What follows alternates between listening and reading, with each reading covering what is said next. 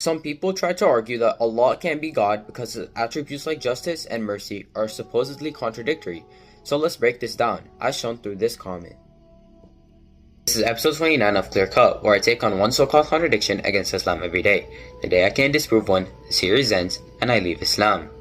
First off, in Islam, Allah is absolutely simple and not composed of parts. When we speak of His attributes, like mercy, justice, knowledge, or power, these are not separate pieces that make Him up. They are aspects of His essence, fully unified.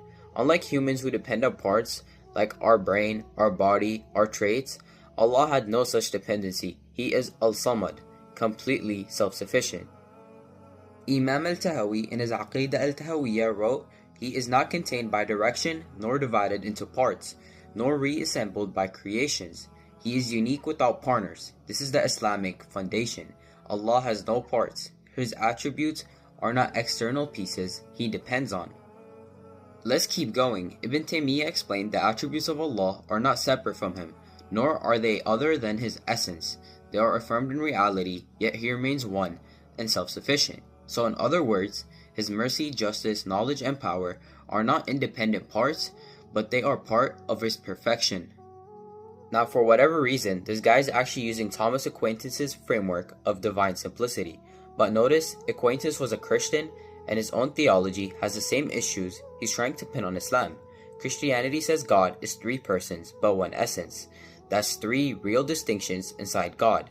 Ibn Taymiyyah put it simply, Allah is one, His essence is not divided, His attributes are not other than Him.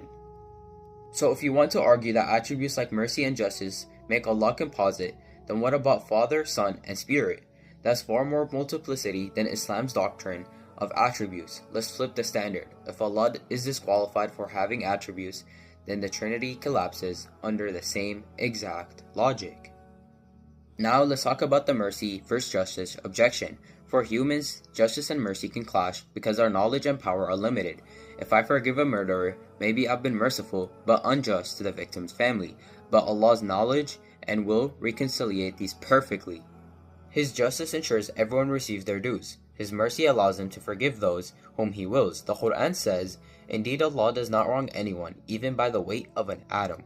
Surah An-Nisa 4:40. And in the same breath, my mercy encompasses all things. Surah Al-Arafah 7:156.